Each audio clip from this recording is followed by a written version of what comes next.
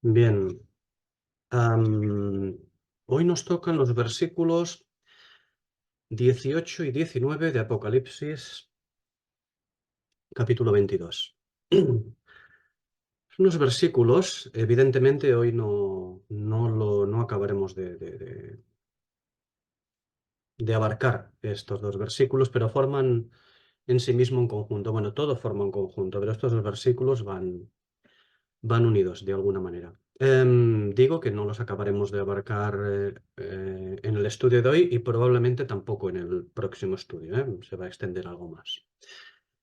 Aún así, no vamos a ser exhaustivos, de todas maneras, con estos dos versículos. Bien, tenemos que recordar algo antes de acceder a ellos.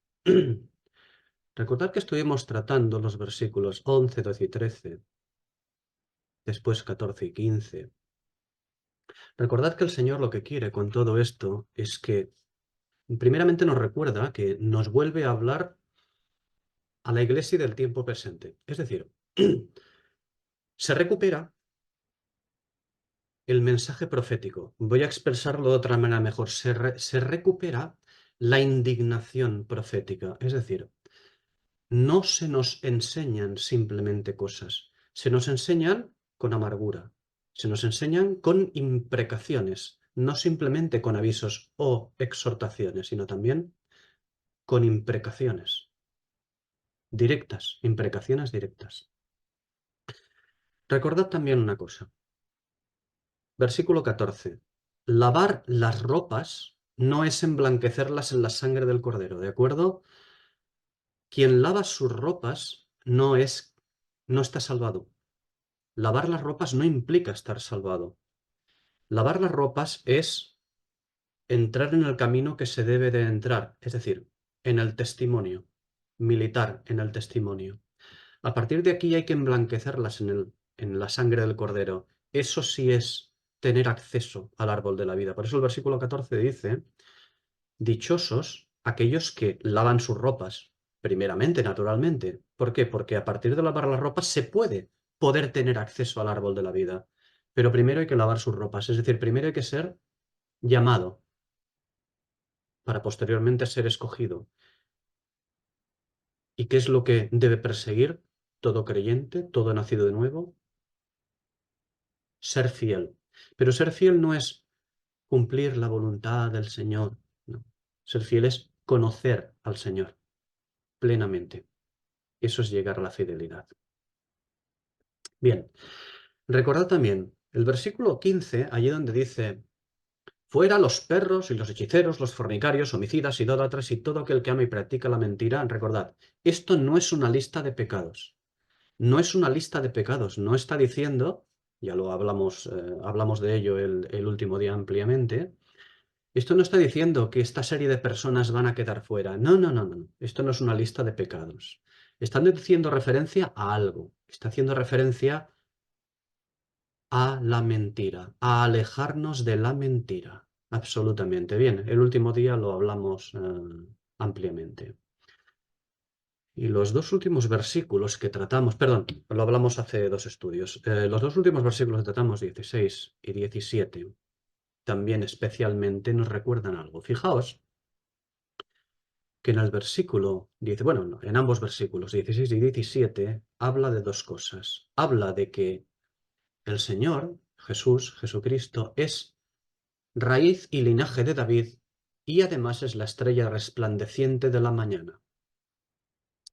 Fijaos que esto es importante, porque se está presentando como aquel que dice, he enviado a mi espíritu de profecía, es decir, en amargura de espíritu, en indignación, es decir, en avisos e imprecaciones graves, porque yo soy, dice el Señor de ambos candeleros, el que tiene que venir. Y en el versículo 17 lo acaba centrando directamente. ¿Por qué? Pues en la esposa. ¿Por qué?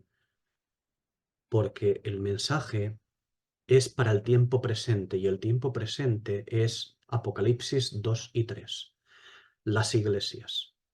el tiempo presente, pero en indignación. Es importante verlo así.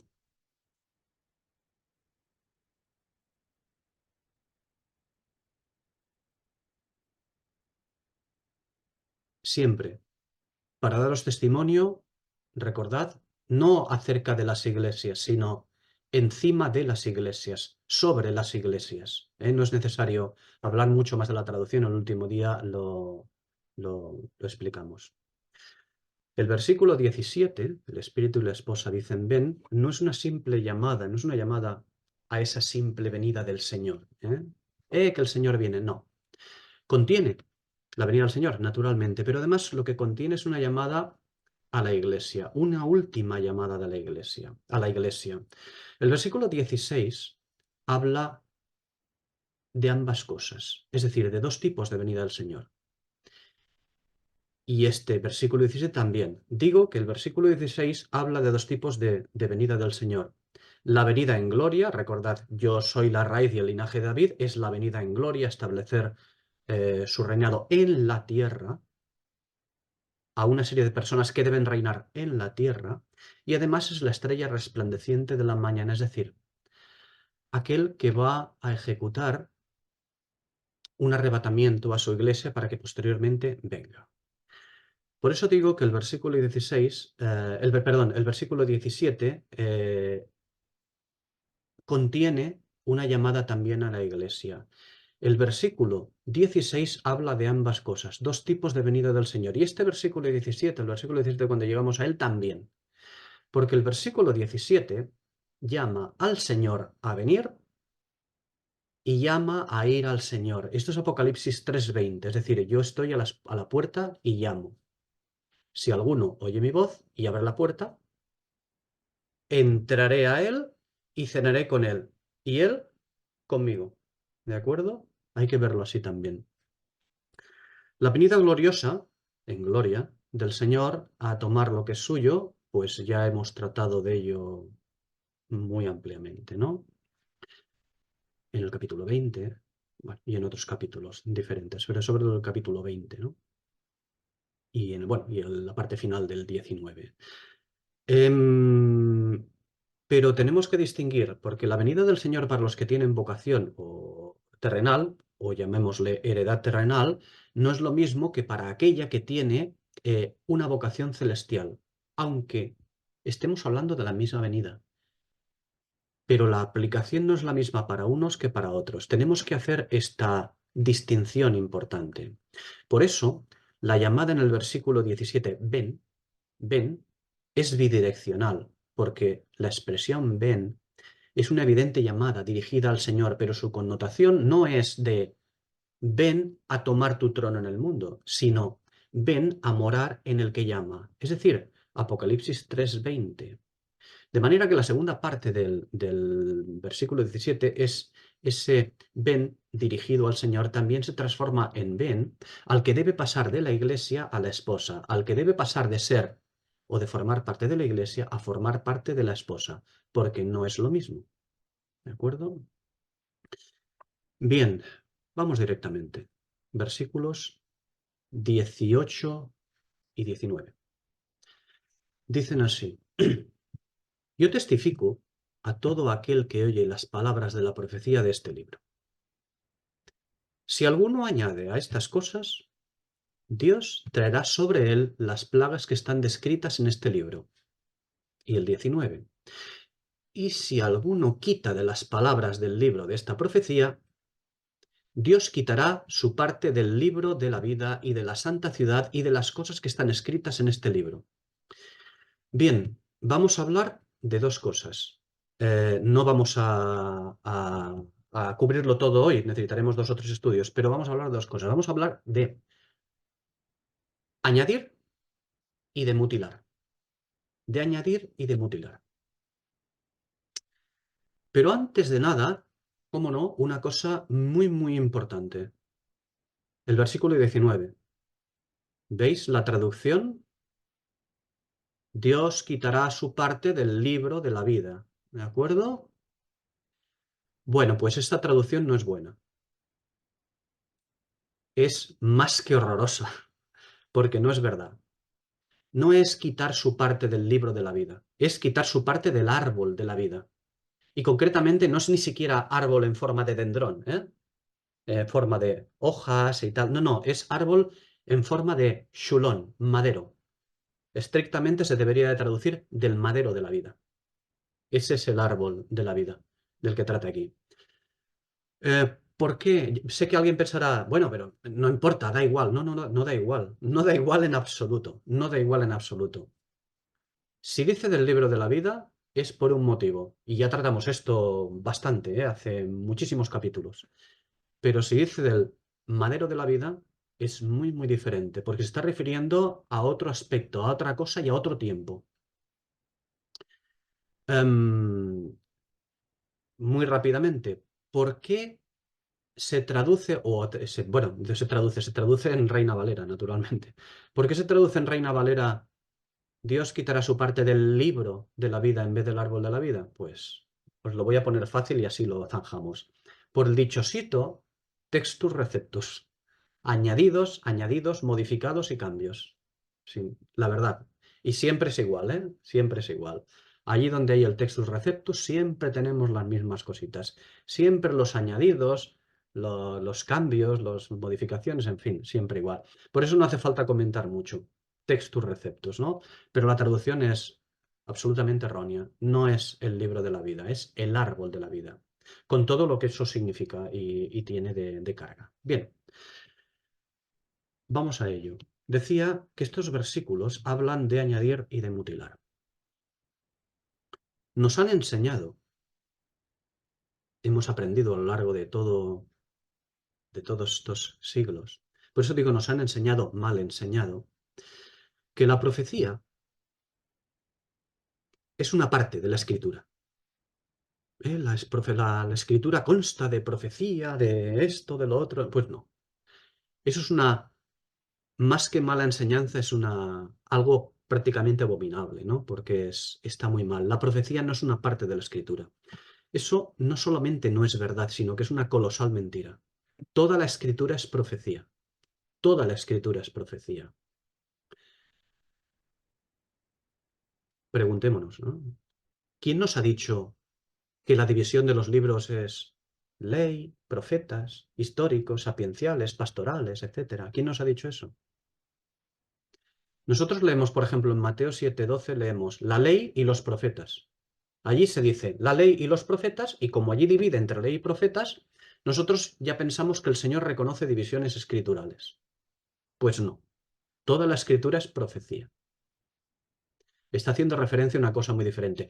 Tampoco vamos a entrar ahora a tratar otros versículos, pero decimos que toda palabra de Dios es profecía, devenida del misterio profético. Y toda la palabra se encamina al cumplimiento o consumación de ella. Consumación, por cierto, recogida en Apocalipsis.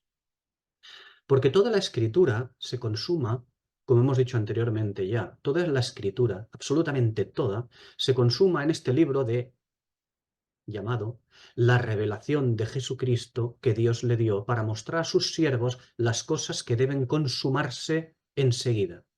Esto es lo que dice al principio de este libro. Este es el título del libro y esta es la escritura consumada.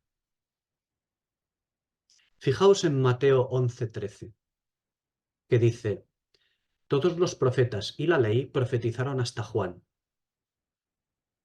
Todos los profetas y la ley profetizaron hasta Juan. ¿Quién profetizó? Los profetas y la ley. Es decir, toda la escritura. Toda la escritura profetizaron hasta Juan, dice allí. Por lo tanto, toda escritura es profecía. Y eso incluye evangelios y cartas. Todo lo incluye. Y el libro de los Hechos también. Profecía. Pero como la Iglesia es incapaz de discernir el contenido profético detrás de las palabras escritas, pues, pues se dedica a disgregar la Biblia en instrucciones, mandamientos, escatología, eclesiología, pastoral, etcétera. Desde luego que nosotros no vamos a negar que existen diferentes enseñanzas y aplicaciones contenidas en la palabra, solo faltaría. Pero existe un hilo conductor, a diferencia de lo que se enseña en la Iglesia. La Escritura contiene un hilo conductor. Hay un hilo conductor, una interpretación primordial por encima, que es la carretera principal de la interpretación de la Escritura. La carretera general, la carretera principal, existe. Y esta carretera principal es profética. Sin discernir, sin discernir esta carretera principal, no circularemos adecuadamente por las diferentes enseñanzas. Nunca. Porque no las entenderemos adecuadamente. Las entenderemos, pero de manera sesgada o moldeada según el pensamiento del hombre y no del espíritu. Esto precisamente, no lo digo porque se me ha ocurrido a mí, ¿eh? No lo digo porque yo lo sienta así simplemente, aunque sea así. Aunque lo sienta, no lo digo porque yo lo siento, lo digo porque me pasó en la Escritura, ¿eh? Esto precisamente es lo que le decía a los discípulos el Señor. Mateo 4:13. Les decía, si no entendéis la parábola o carretera principal, si no entendéis la parábola base que os estoy diciendo, la parábola que hace de hilo conductor, si no entendéis la carretera principal, ¿cómo vais a encajar adecuadamente todas las palabras o carreteras secundarias? ¿Cómo las vais a encajar? Las vais a tener disgregadas y siempre diciendo tonterías. Bueno, el Señor ya nos dará luz para entender esta enseñanza. No, primero aprende, conoce, entiende la carretera principal, aprende la parábola principal, aprende el principio primordial, porque si no lo conoces, el principio primordial, los demás principios conocerás, acabarás aprendiendo algo, pero no serás capaz de conectarlo adecuadamente o lo conectarás muy mal. Resultado, ¿el resultado cuál es? Apocalipsis 2 y 3. Tengo contra ti que has dejado la interpretación de la Escritura hecha unos zorros absolutamente. Eso es lo que dice el Señor, ¿no? Y esa es la realidad. Veréis, si no entendemos por ejemplo, ¿no? Si no entendemos el pacto abrahámico, si no lo entendemos, si no lo comprendemos bien, qué línea lleva, qué carretera significa, qué implica estas cosas, si no entendemos el pacto abrahámico, jamás podremos entender bien el pacto palestino. Y por lo tanto, tampoco podremos entender adecuadamente el pacto davídico. El del trono. El pacto palestino nos referimos al pacto de la tierra. Y el pacto davídico, el pacto del trono, ¿no? Eterno. Y sin todos estos pactos que hemos citado, si no los entendemos y somos capaces de conectarlos adecuadamente, porque el primer principio lo hemos entendido adecuadamente, si no hemos sido capaces de ello, pues tampoco podremos entender bien el nuevo pacto. ¿Y qué ocurrirá si no entendemos un nuevo pacto? Pues que lo adjudicaremos mal a quien no corresponde. Lo adjudicaremos sesgadamente. Y si no entendemos bien el pacto mosaico, por ejemplo, tampoco podremos entender bien las condiciones del milenio.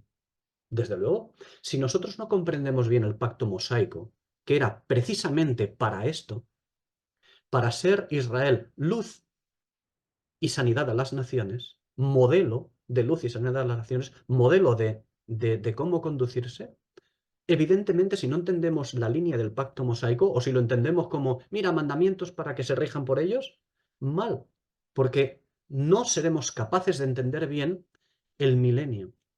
No entenderemos bien las condiciones que concurrirán en el milenio. ¿Qué es y qué será? No lo entenderemos bien. Sabremos, podremos averiguar cosas, pero no seremos capaces de conectarlo todo. Y continúo. Y si no entendemos el primer capítulo de Génesis a la perfección, fijaos lo que estoy diciendo. Si no entendemos el primer capítulo de Génesis a la perfección, o casi a la perfección, o al menos que vayamos en esa línea, ¿de acuerdo? Si no lo entendemos adecuadamente, difícilmente podremos entender la mayor parte de Apocalipsis. Difícilmente podremos entenderla. Y ya que hemos dicho esto, llegados aquí, seguro que muchos dirán, ah, José María, No estamos de acuerdo con lo que dices. Muy bien. ¿Qué le vamos a hacer? Estamos en un país libre, cada uno cree lo que le sale de las narices, ¿eh? No pasa nada, ¿eh? No hay ningún problema.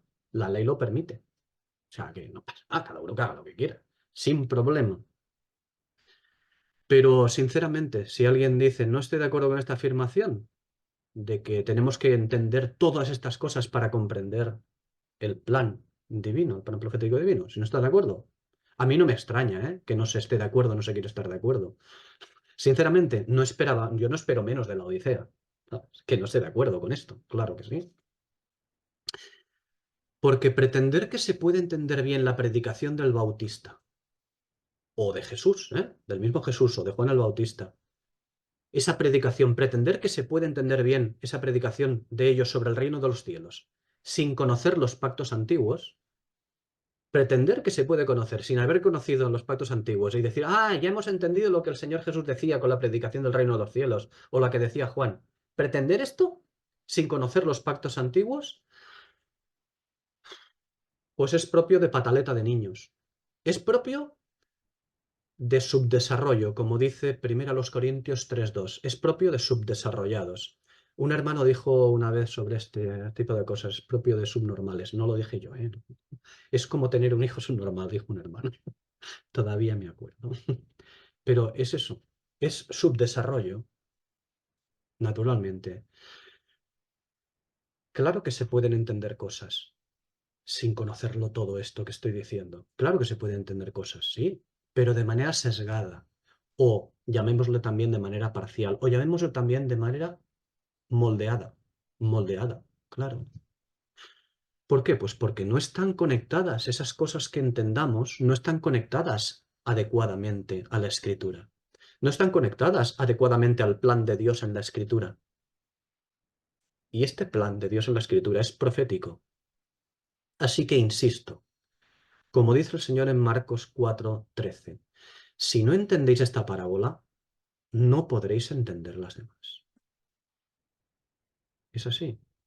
Y ya lo sé, que alguien dirá, uff, pero ostras, pero tú estás diciendo que debemos de conocer el pie en el pacto abrámico, que debemos de conocer Génesis en el primer capítulo, que debemos de conocer esto y tal. Bueno, no he dicho demasiadas cosas, pero sí debemos de conocerlo a la perfección, porque si no, mal. Bueno, así nos va, ¿no? En fin, eh, estos versículos 18 y 19 del capítulo 22 de Apocalipsis, es cierto que hablan estrictamente, bueno, estrictamente, hablan de Apocalipsis, hablan del Apocalipsis de este libro. Pero es que Apocalipsis es el libro que cierra la historia profética en consumación. Apocalipsis cierra la historia profética en consumación. Digo cierra, no estoy diciendo la finaliza y se acabó y la tira. No, no, no. Digo que la consuma. Llega a su, ¿cómo decía en otra escritura? A la, llega a la plenitud. Como otra escritura dice, la plenitud de los gentiles es la consumación. El tiempo en que llega a su consumación. Por lo tanto, llega a la plenitud, a su consumación. Al llegar ahora nosotros, o mejor mejor dicho, al llegar la escritura a estos dos últimos, no son los últimos, queda el versículo, dos últimos versículos, pero son como los penúltimos versículos, ¿no? Al llegar a estos versículos 18 y 19, los libros han sido completados. No hay más que añadir. La historia profética del hombre bajo el sol, cuando llegamos a Apocalipsis 22, 18 y 19, la historia profética del hombre bajo el sol ha quedado registrada. ¿De acuerdo? Ha quedado absolutamente registrada, los libros completos. Cuando llegamos a Apocalipsis 22, versículos 18 y 19, ya no hay más oráculos ni revelación que añadir. Los libros han quedado completados, insisto. Apocalipsis cierra el canon. Eso que llaman Apocalipsis cierra el canon, si se le puede llamar así. Nada hay que se pueda añadir a los escritos, los libros, ¿no? Y esto es algo que estos versículos 18 y 19 pues dejan claro también. No va a haber revelación de más de lo que está escrito. Eso es lo que dice estos versículos. Que ya no va a haber más revelación aparte de lo que está escrito. Una de las interpretaciones al respecto de esto, de esto que dicen estos versículos, una de las interpretaciones que corren por ahí, es que ya han dejado de existir los profetas y, claro, como han dejado de existir los profetas, pues se han reconvertido de alguna manera en doctores, maestros, doctores, lo mismo. Les llaman doctores para no tener que llamarlos maestros y así como quien dice por repetir el don, ¿no? Pues se llaman doctores, ¿no? No es así, no es verdad. Eso no es cierto. Esta mala interpretación, esa mala interpretación que se usa, lo que hace es presumir, cree, presume que los profetas se dedican o se han dedicado a hacer oráculos y dar nuevas visiones de Dios. Ya hemos hablado de esto, ampliamente, sobre el don de la profecía. Claro que es cierto que se han acabado las visiones y oráculos. ¿Por qué? Pues porque la revelación por visiones y oráculos ha sido completada ya. Apocalipsis 22, 18 y 19. Creo que queda claro, ¿no? Pero el don de profecía debe seguir actuando, y más necesariamente que nunca, ¿eh? ¿Por qué? Pues porque debe revelar el maná escondido. Un maná que eh, que nosotros debíamos ocuparnos de recoger diariamente. ¿Recordáis? El maná se recoge diariamente. Y en cambio, lo que hemos hecho ha sido desecharlo, este maná. ¿Para qué? Pues para comer el maná que recogieron nuestros precursores. Eso es lo que hacemos. Esto es lo que hace la Iglesia. Comer el maná que recogieron nuestros precursores. ¿Es malo? No, no. Pero ese maná acaba quedando caduco. El maná hay que recogerlo cada día, porque si no se pudre. Siempre se pudre. He aquí la revelación profética. Esta es la revelación del Señor. Siempre es así. Seguimos citando a nuestros precursores, a los que nos dejaron escritos libros, sin darnos cuenta de que todo eso se pudrió. ¿Fue escrito para nuestra instrucción? Desde luego, maravilloso. Amamos a estos hermanos, pero se queda corto ya. ¿Y nosotros qué debemos hacer? Pues lo que dice Pablo, el perito arquitecto, sobre edificar. Y encima hoy, aunque seguimos haciendo esto, encima hoy nuestras carnales y laodiceanas papilas gustativas todavía nos dicen, estas papilas gustativas laodiceanas y carnales, todavía nos dicen que todo eso anterior es un manjar de la enseñanza divina. Segundo a los Corintios 11:3. No, el maná creo que quedó suficientemente claro en la escritura. El maná hay que recogerlo diariamente. Fiarse del maná recogido y almacenado con anterioridad es fiarse de una serpiente de bronce almacenada y que se ha podrido. Es decir, es inmunda. Números 21 y segundo libro de Reyes, capítulo 18. Esa es la contraposición. ¿La serpiente de bronce era buena? Buena no. Maravillosa. Estamos hablando de la serpiente de bronce. Necesidad, ¿eh? Seraf. Seraf. Isaías 6. La necesidad del hombre de ser cubierto su pecado, la necesidad de salvación por parte del hombre, de redención. Y encima de bronce, que nos habla de Cristo en sacrificio. La serpiente de bronce no es poca cosa, pero acabó siendo, pues, algo inmundo. Neustán, cosa de bronce, ¿no? O sea, algo malo. Bien, bueno, en estos compases finales de Apocalipsis, de la Escritura, insiste el Espíritu en el tratamiento que debemos darle a la Escritura. Una palabra viva. ¿Por qué? Pues porque el verbo es la Escritura. El verbo no forma parte de la escritura. El verbo no forma parte de Cristo. El verbo es Cristo, la escritura es Cristo. Es exacta e idénticamente lo mismo. No la Biblia, la escritura. Quien conozca la escritura conocerá a Dios. ¿Por qué? Porque le habla de Dios. Porque es Dios mismo manifestado. Estos dos versículos, los versículos 18 y 19, tienen su correspondencia también, naturalmente. La escritura es correspondencias. Debemos siempre estudiarlo así, recordadlo, ¿eh? ¿Dónde? En Deuteronomio 4. Vamos a verlo. Deuteronomio 4, versículos 1 y 2. Comenzamos por el 1. Dice así: Ahora pues, oh Israel, oye los estatutos y decretos que yo os enseño, para lo que los ejecutéis y viváis, y entréis y poseáis la tierra que Jehová, el Dios de vuestros padres, os da. ¿Vale? Debemos poseer lo que el Señor nos da.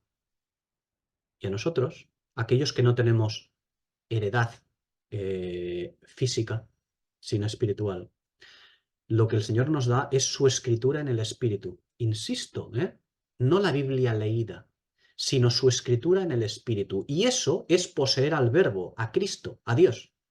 Eso es poseerlo. Y que nos posea. Eso es entrar a cenar con Él y Él con nosotros.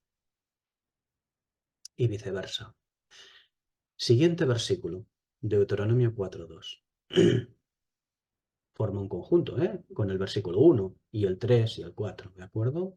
Dice: no añadiréis a la palabra que yo os mando, ni disminuiréis de ella, para que guardéis los mandamientos de Jehová vuestro Dios que yo os ordeno. He aquí la correspondencia de estos versículos, 18 y 19 del capítulo 22 de Apocalipsis. No añadiréis ni rebajaréis, porque esa es la única manera de custodiar la palabra, no de cumplirla. Vamos a cumplir mandamientos porque seremos buenos y... no, custodiar. Guardar, cuando se traduce guardar, recordad, guardad no es cumplir, no, es custodiar. Esa es la traducción correcta, custodiar. Pero hay quien la tradujo así, guardar, porque como guardar es un sinónimo de custodiar, y así de paso hacemos que los que leen se confunden. No, estrictamente dice custodiar, no cumplir, custodiar.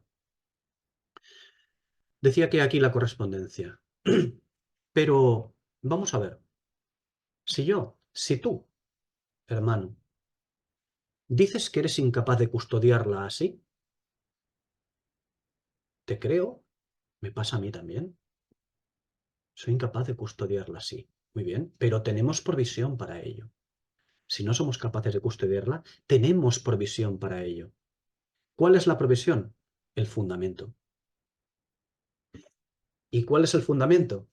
¿Sabéis cuál es el fundamento? Podemos hacer esta pregunta, lanzarla al aire, digo al aire de la iglesia en general, y preguntar: hermanos, ¿cuál es el fundamento? Y después de pensar, algunos dirán: que el Señor Jesús murió en la cruz y Juan 3:16. Claro, el fundamento, claro que es Cristo en la cruz, pero es una descripción incompleta.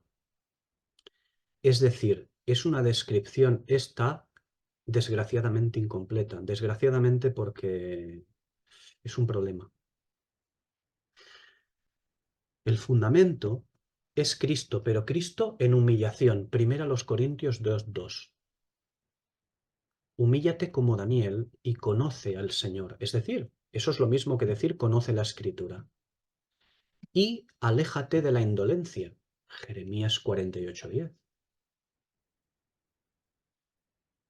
Aléjate de la jactancia. Apocalipsis 3:17.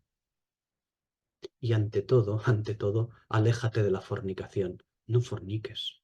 No forniques.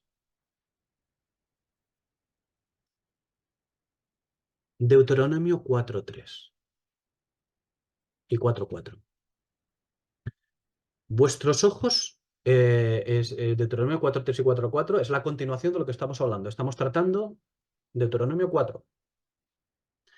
Vuestros ojos Vieron lo que hizo Jehová con motivo de Baal peor, ¿eh? Que a todo hombre que fue en pos de Baal peor, destruyó Jehová tu Dios de en medio de ti. Mas vosotros, los que seguís a Jehová vuestro Dios, todos estáis vivos hoy.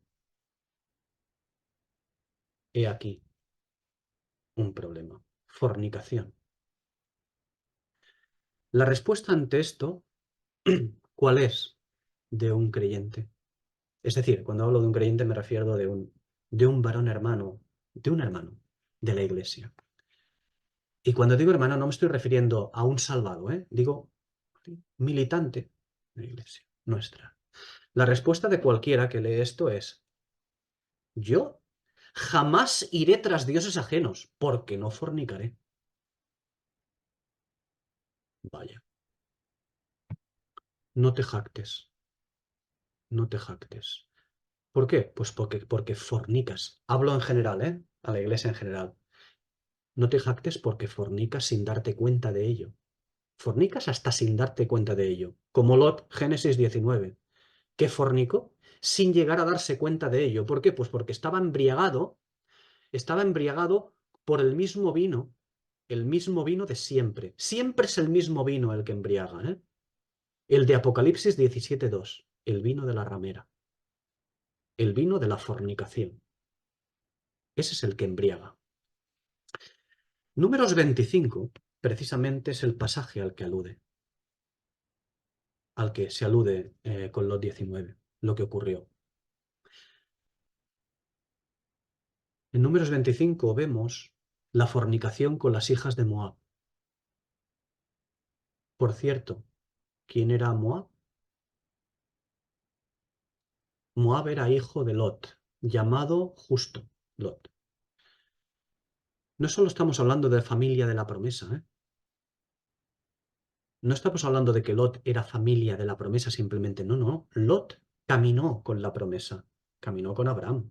No era simplemente familia de Abraham, caminó con la promesa, caminó con ella. Lot no es cualquiera. Pues mirad el hijo que tuvo Lot, Moab y Amón también. Hijos de fornicación. Cuando vemos estos pasajes, al trazar estos pasajes, observamos que no dirige la responsabilidad hacia Babilonia, sino hacia dentro de los llamados justos. Es el candelero de Dios quien codicia y fornica, y además con familia, no con la bestia babilónica. Qué cosas, ¿no? Trazad estos pasajes y lo veréis. Es esencial que identifiquemos la correspondencia de Apocalipsis capítulos 18 y 19, perdón, los versículos estos 18 y 19. Es esencial que identifiquemos esta correspondencia con este Deuteronomio 4 y prestemos atención a la mención a Baal peor en Deuteronomio 4. ¿Y cuál es el problema de Baal peor?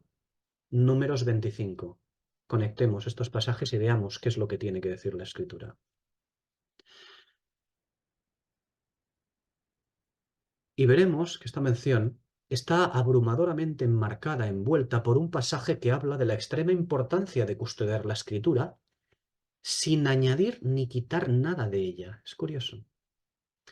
Está emparentando claramente la fornicación con la negligencia, versículo 9. Está emparentando claramente la fornicación con la negligencia en la custodia de la Escritura.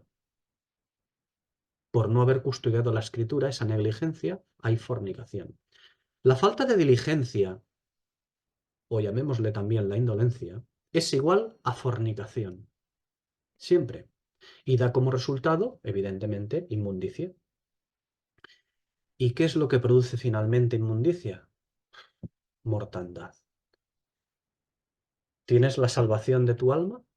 Bien. ¿Y tus hijos? Hablo a la iglesia. ¿Y tus hijos? ¿Y los hijos de tus hijos? ¿Y los hijos de los hijos de tus hijos? Cuando se ha instalado la inmundicia y por lo tanto la mortandad, el resultado es muy malo. La mortandad produce, Apocalipsis 2:23, produce hijos heridos de muerte. Es decir, allí la traducción es heridos con gran mortandad, con una gran mortandad. Y son hijos de muerte a pesar de que pertenecen a aquello que se dice amor, fe, servicio y paciencia y esfuerzo de la Iglesia, que dice Apocalipsis 2:19, ¿eh? Sí, sí, pertenecen a esa expresión que lo dice allí en el mismo Apocalipsis 2, en el versículo 19. En el versículo 19 de Apocalipsis 2 dice que pertenecen a amor, a fe, a servicio y a paciencia y a esfuerzo. Y cuando llega al 23 le dice, pero a pesar de eso, heridos de muerte. Y esto se le dice a Tiatira. Ya veréis cuando llegue a la siguiente iglesia, a la que hoy en día se la considera la grande, el protestantismo. Ya no es simplemente que esté herida de muerte, es que tiene nombre de que vive y está muerta, ¿no? Dice el Espíritu. Y es que, insisto, Apocalipsis 22, a quien está hablando es a la iglesia.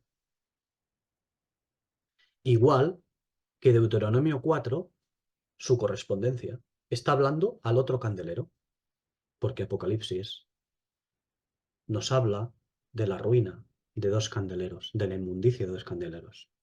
Seguimos hablando de esto. Cuando uno se embriaga con el vino de fornicación, recordemos el vino de fornicación, Apocalipsis 17:2 y Génesis 19:33, es muy importante esas referencias. Cuando uno se embriaga con el vino de fornicación, ¿se cree que se está enterando? Ni se entera de que fornica, porque el vino de fornicación adormece los sentidos. Digo que adormece los sentidos espirituales si es que se tenía antes algún sentido espiritual despierto, ¿vale? O sea, ¿de acuerdo? Y después de todo esto, después de este vino de fornicación, no hay mucho que hacer, ¿eh? Ya todo es cuesta abajo. Todo es cuesta abajo sin darse cuenta de que del propio estado de uno mismo, todo ya es cuesta abajo y uno se da cuenta de su propio estado, que Lot, igual que Lot, exactamente igual que Lot. Pero no hablamos de uno que se embriaga, ¿no? Mas esto digo yo, aunque este es un gran misterio, esto digo yo de Cristo y la Iglesia. Hablamos de todo el cuerpo embriagado. Deuteronomio 4 continúa, ¿eh? Continúan más versículos, los versículos 5 y 6, y después trataremos los 7, 8 y 9. Dice el versículo 5 de Deuteronomio 4. Insisto en Deuteronomio 4 porque es la gran referencia a los dos versículos que tratamos hoy, ¿eh? A los versículos 18 y 19 de Apocalipsis 22. Dice Deuteronomio capítulo 4, versículo 5 y 6. Mirad, yo os he enseñado estatutos y decretos, como Jehová mi Dios me mandó, para que los pongáis en práctica en medio de la tierra en la cual vais a entrar para tomar posesión de ella. ¿Para qué os creéis que son estos mandamientos? Les dice, para que los pongáis en práctica en medio de la tierra en la cual vais a entrar para tomar posesión de ella. Posesión de ella. Conocer la Escritura es tomar posesión de nuestra heredad, que es Cristo, de la misma manera que deben de tomar posesión de la tierra el pueblo de Israel. Nosotros debemos de tomar posesión de aquello que se nos ha dado. Y nuestra posesión es la Escritura. ¿Qué pensamos que es? El Señor nos rescatará, iremos al cielo y tomaremos posesión del cielo. ¿Posesión del cielo? Pero si te lo ha dado ya ahora para que tomes posesión de él.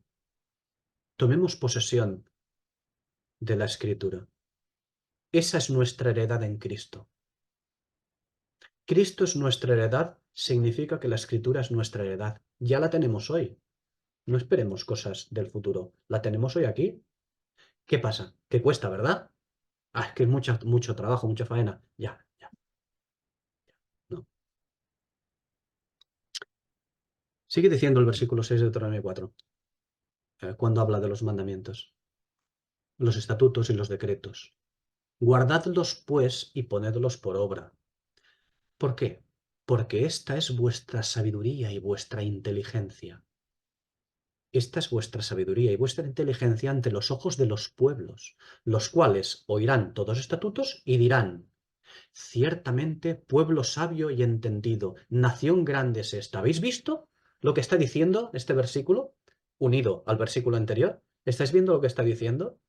No está diciendo, cumplid los mandamientos para que los demás lo vean y digan, ¡ah, qué bien, qué bien! No, no, no.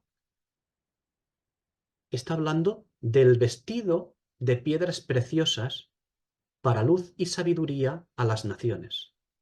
El que debería haber vestido Israel y que ahora lo vestirá la esposa. Está hablando de eso. Este es el valiosísimo ministerio futuro por el que se nos insta a custodiar el depósito dado a nuestro candelero. Nosotros somos el testimonio, nuestro candelero. Este es el depósito que se nos insta a custodiar. El vestido de piedras preciosas para luz y sabiduría a las naciones, porque tenemos que otorgarlo. Pero para poder dar esta luz y sabiduría a las naciones, debemos adquirirlas primero, ¿no? Pues no necesitamos esperar a que el Señor nos arrebate. Es hoy el tiempo, no solo el de la salvación para salvar nuestra ánima, hoy para salvar nuestra alma. Hoy es el tiempo para entender y comprender el maná escondido, la escritura. Es decir, la escritura conforme al espíritu. Es decir, sin añadidos ni borrados, sin añadiduras ni mutilaciones. Sigue diciendo Deuteronomio en el versículo 7, los versículos 7, 8 y 9, dicen, porque cuando les habla de lo que deben de adquirir, debéis entender, debéis adquirir sabiduría para poder darla a las naciones. Y continúa diciéndole 7, porque ¿qué nación grande hay que tenga dioses tan cercanos a ellos como lo está Jehová nuestro Dios en todo cuanto le pedimos? ¿Y qué nación grande hay que tenga estatutos y juicios justos como es toda esta ley que yo os pongo hoy delante de vosotros? Por tanto, guárdate y guarda tu alma con diligencia, para que no te olvides de las cosas que tus ojos han visto, ni se aparten de tu corazón en todos los días de tu vida. Antes bien, las enseñarás a tus hijos y a los hijos de tus hijos. Y esto es exactamente 1 Timoteo 4:16. Donde dice, ten cuidado de ti mismo y de la enseñanza. Persiste en ello, pues haciendo esto te salvarás a ti mismo y a los que te escuchen. Porque si el discípulo de Pablo no custodia con diligencia la enseñanza, todos los que están en Asia abandonarán a Pablo. ¿Sí?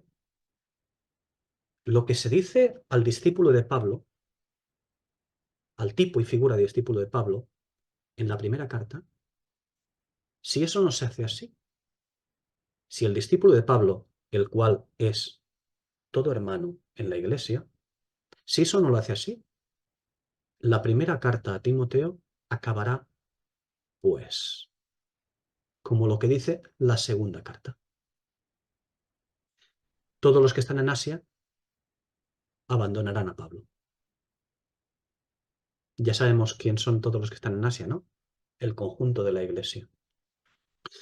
Y abandonar a Pablo, recordad, ¿eh? Abandonar a Pablo es abandonar el profundo conocimiento de la Escritura, Efesios 3:4. Y esto es precisamente dejar fuera de la puerta a Cristo, como en Apocalipsis 3:20. Ya sé que algunos no, muchísimos, lo dirán, anda ya, eso lo dices tú, que cruces estos pasajes y tal. Vale, vale, vale, vale, no pasa nada, ¿eh? Cada uno que entienda lo que les salga de las narices, si no hay ningún problema.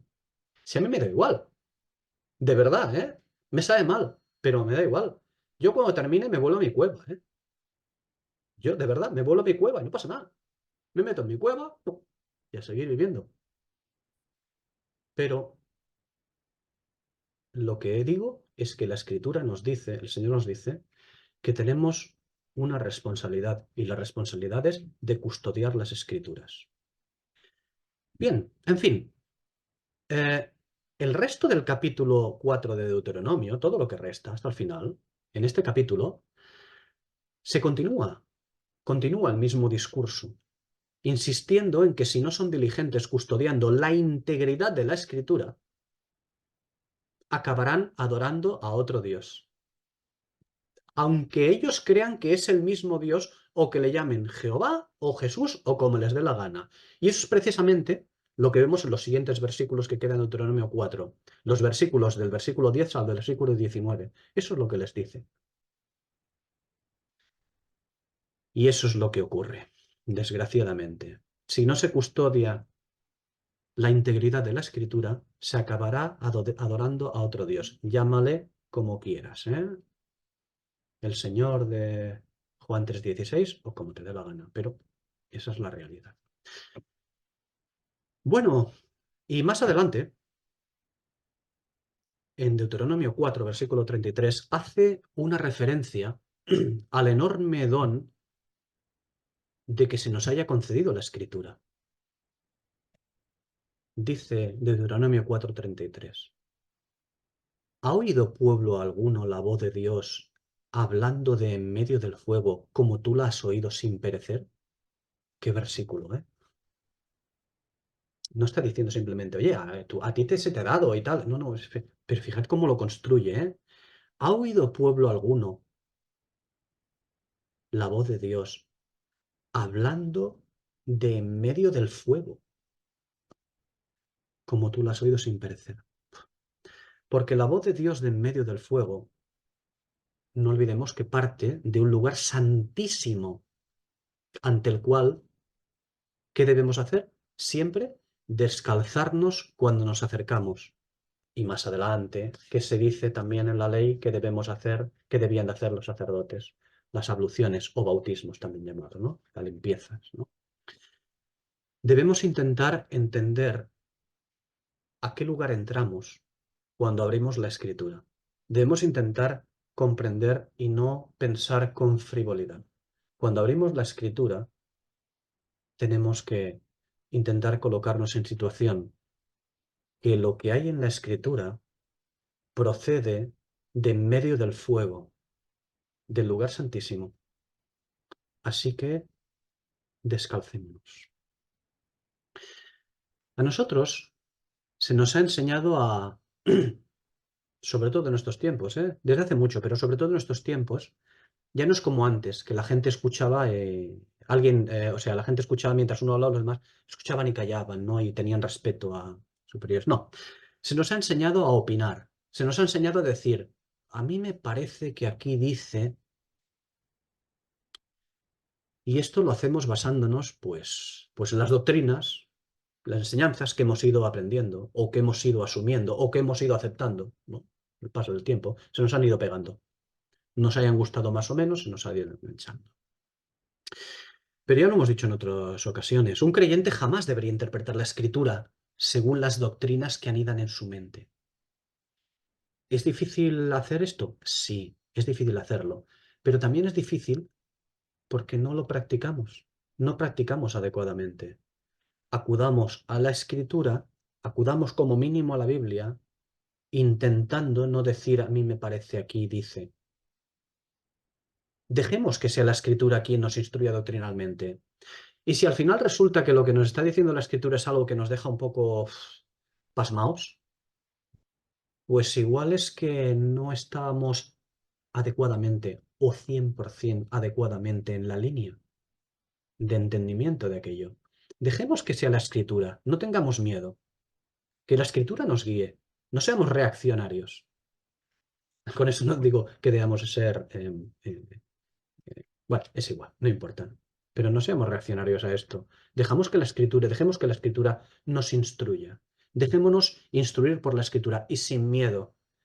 No temamos, no temamos lo que va a pasar después, pero que la Escritura nos instruya. Cada vez que acudimos a la Biblia con la mente llena de doctrinas, ¿qué hacemos? Pues limitamos al espíritu de la Escritura. ¿Y cómo lo limitamos? Pues de dos maneras, de manera añadidura o de manera mutiladora, que es lo que nos dice estos versículos 18 y 19 del capítulo 22 de Apocalipsis. Además, tenemos que decir que todo aquel que pone sus manos sobre los textos bíblicos debería antes lavarse bien las manos, como dice el Salmo 26, el versículo 6. Lavaré en inocencia mis manos, y así andaré alrededor de tu altar, oh Jehová. O como dice, muy importante, Éxodo 30, versículos del 18 al 21. Allí, cuando se está preparando el tabernáculo, harto importante, dice, harás también una pila de bronce con su base de bronce para lavar, y la colocarás entre el tabernáculo de reunión y el altar, y pondrás en ella agua, agua, siempre agua. Y de ella se lavarán a Aarón y sus hijos las manos y los pies. Cuando entren en el tabernáculo de reunión, se lavarán con agua para que no mueran. Y cuando se acerquen al altar para ministrar, para quemar la ofrenda encendida para Jehová, se lavarán las manos y los pies, para que no mueran. Con agua para no morir. Y además, continúe diciendo, pero es que además, y lo tendrán por estatuto perpetuo él y su descendencia por sus generaciones. También la escritura acerca de esto no solamente dice lavarse bien las manos, sino, como hemos visto ahora, dice los pies. Pero también hay que descalzarse, como hemos dicho antes, de cualquier tipo de calzado que pueda ensuciar, o llamémosla ensuciar, o condicionar la escritura del Dios Todopoderoso que tenemos. Como en Éxodo 3:5, un pasaje muy conocido, ¿no? Le dijo, no te acerques, quita tus sandalias de tus pies, porque el lugar en que tú estás, tierra santa es. Así que nos preguntamos, ¿tocaremos o pisaremos las cosas sagradas sin limpiarnos de inmundicia? ¿Pensamos que eso que hacían el sacerdote, el sumo sacerdote, antes de acercarse a las cosas sagradas, a ministrar las cosas sagradas, era solo para ellos? Para nosotros también. Es muy importante para nosotros lavarnos las manos y los pies. ¿Con agua? Exacto, con agua. Con el agua adecuada. Por eso, insisto, ¿tocaremos o pisaremos las cosas sagradas sin habernos limpiado de inmundicia? Y la pregunta es obligada. Sabemos que cada vez que abrimos nuestras Biblias, nosotros accedemos ante la misma voz o ante las mismas palabras que Moisés oyó en la zarza. ¿Sabemos que ocurre eso? Nos hemos acostumbrado a leer, pues como quien lee cualquier cosa.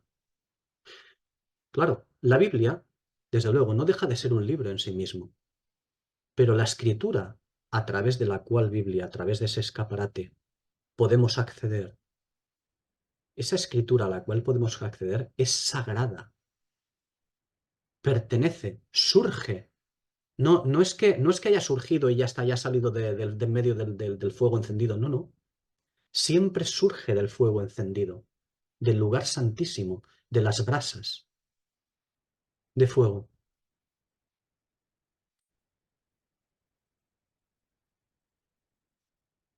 Es sagrada. Son las verdades y principios fundamentales de Dios. Es la voz en la zarza cada vez que queremos acceder a la Escritura. Accedemos a lo mismo. Si esto es así con los que leemos el ejemplar bíblico que tenemos delante, para aquellos que toman el lugar de una dignidad superior, pues por ejemplo como en Éxodo 30, versículos 18 a 21 que hemos leído, es decir, para aquellos que toman una dignidad superior, digo, insisto, si nosotros, cuando accedemos a leer la Escritura, estamos accediendo al fuego para aquellos que ocupan un lugar o pretenden ocupar una posición superior, o la ocupan de hecho, ¿no? Una dignidad superior. ¿Y quién ocupa la dignidad superior? Todos aquellos que de alguna manera tocamos los textos originales o tocan los textos originales o interpretan la verdad de Dios. Insisto, si esto es así para los que leemos la Biblia y queremos acceder a la Escritura, que debemos de lavarnos nuestras manos y nuestros pies y quitar nuestro calzado, para los que tocan estos textos sagrados, para los que tratan de enseñar a otros, ¿cómo será? Pues para estos que tocan los textos originales o interpretan la verdad de Dios, no lavarse las manos y los pies de toda contaminación adherida, ¿sabéis qué significa? Ya sé que alguien dirá, pues que es más muerte para ellos. No, no, no, para ellos no. Para aquellos a los cuales les trasladan esas palabras, para los cuales ellos interpretan. Lo que hacen es transmitir muerte, mortandad. Sé que alguien pensará, ostras, pero esto es el ministerio de la bestia. Sí, sí, sí, claro. Exacto, exacto. Usando el arma más afilada que hay, el de la iglesia, el caballo de Troya. Y de hecho, la historia de la iglesia, Apocalipsis 2 y 3, la historia de la iglesia está llena de contaminación no limpiada. Y esa contaminación no limpiada en su momento se ha transmitido hasta nuestra Laodicea actual. Pu, pu, pu, pu. Hemos ido heredándola toda. Como dije en cierta ocasión, el esfuerzo de los diferentes hermanos al tratar la escritura, tanto traducciones como otras cosas, el esfuerzo de los diferentes hermanos es digno de elogio y agradecimiento. Pero esfuerzo ha habido a lo largo de la historia de la Iglesia. La expresión, bueno, de hecho de ahí la expresión que se dice en Apocalipsis 2:2, 2:19, Apocalipsis 3:1, el versículo 2, Apocalipsis 3:8 y Apocalipsis 3:15. De ahí esta expresión, esa famosa expresión, yo sé tus obras, es decir, los hermanos han trabajado en la obra del Señor. Yo sé tus obras, claro que han trabajado en la obra del Señor. Incluso las palabras del Señor en los mismos capítulos 2 y 3 de Apocalipsis, en esas mismas palabras también hay elogio. Claro que sí. Yo sé tus obras y tu amor, fe, servicio y paciencia, y que tus obras recientes son más numerosas que las primeras. Por cierto, ¿habéis visto que acabo de contar? Yo sé que tus obras, tu amor, fe, servicio, paciencia, y que tus obras recientes son más numerosas que las primeras. Eso lo dice, de elogio. ¿Habéis contado? Ya sé que algunos pensarán, qué tontería. No, no, no, tontería nada. De tontería nada, ¿eh? 6. Claro, el esfuerzo, desgraciadamente, en la carne. Claro que el Señor hace una palabra de elogio, pero no olvidemos que esas palabras, no olvidemos a quién van dirigidas esas palabras de elogio, porque esas palabras dirigidas van dirigidas precisamente a la Tiatira de Jezabel. Capítulo 2, sí, sí. Esas palabras de elogio van dirigidas a la Tiatira de Jezabel, aquella que tiene a sus hijos heridos de muerte, a la iglesia que prefigura el periodo romano, ¿eh? Desde luego. Nadie duda de que el esfuerzo, amor, fe, servicio y paciencia de los hermanos es genuino. Nadie duda de esto, que sea genuino. Pero el esfuerzo mezclado con las diferentes ideologías o doctrinas preconcebidas es una piedra de tropiezo que ha hecho su mella contaminando la enseñanza. Contaminando la enseñanza y, por supuesto, también las diferentes traducciones de nuestras Biblias, empezando por el tratamiento que hemos hecho de los manuscritos originales. Fijaos, habló de la aristocracia de la Iglesia, pero recordad que los culpables somos nosotros, ¿eh? No solo responsables, culpables nosotros. Porque hemos hecho varias cosas. Por ejemplo, regalar la escritura. Que me la explique otro. Yo soy un creyente simple, tal. Pues como creyente simple, se te ha dado la escritura. Y dice Pablo, sobre todo que profeticéis. Se la regalamos a otros y cuando la regalamos a otros, va mal la cosa. ¿Y quién la tiene hoy en día? Aquellos que llamamos hermanos y que nos han dejado un presente absolutamente contaminado, bueno, que ya no tiene ningún tipo de remedio. En fin, vamos a dejarlo hoy aquí. Solamente permitidme que me detenga un momento y recordad unas palabras que dije en otras ocasiones, porque ya que he citado el tratamiento que hacemos, las diferentes traducciones de la Biblia, empezando, digo, por el tratamiento que hacemos, que hemos hecho y que seguimos haciendo los manuscritos originales, ¿no? Por eso digo, permitidme una última sugerencia. El próximo día también la citaremos, pero haceos cuando menos con un interlineal griego y con algún diccionario, algún léxico, ¿vale? Pero intentad, aunque os hagáis con ello, primero intentad poner en un segundo plano todo aquello que esté basado en el textus receptus. Eso desde luego. No digo que lo eliminéis, pero ponerlo en un segundo plano. No os fiéis. ¿Qué debemos escoger siempre? Debemos escoger los textos basados en los antiguos, o sea, en los más antiguos manuscritos. Siempre los más antiguos, como por ejemplo el Códice Sinaítico. Y tampoco nos fiemos tanto de los léxicos, de los diccionarios, porque están basados en una concepción académica de las cosas. Si hay problemas para hacer las traducciones del inglés del siglo pasado, de hace 150 años, hay problemas para hacer traducciones decentes, medio decentes ya, no digo.